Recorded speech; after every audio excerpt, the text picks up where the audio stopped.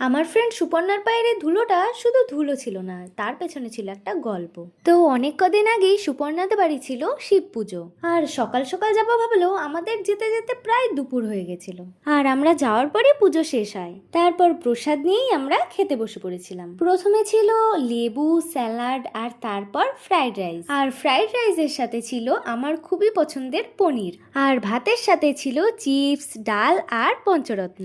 আর তারপর ছিল চাটনি, সাথে পাঁপড়। আর পুজো যেহেতু, পায়েস তো থাকবেই। শেষে ছিল দই আর 2 রকমের মিষ্টি। এরপর আমরা সকলেই ঠাকুর বিসর্জন দিতে বেরিয়ে পড়েছিলাম। তবে এখানে ঘটেছিল একটা মজার ঘটনা। সবাই ঠাকুর নিয়ে এগিয়ে গেলেও আমি আর শ্রেয়া দাঁড়িয়েছিলাম সুপর্ণার জন্য। কিন্তু সুপর্ণা যে আগেই বেরিয়ে গেছিল এটা আমরা দুজন জানতামই না। তারপর একটু এগিয়ে এসে রাস্তা থেকেই ওকে স্কুটিতে তুলে নিলাম।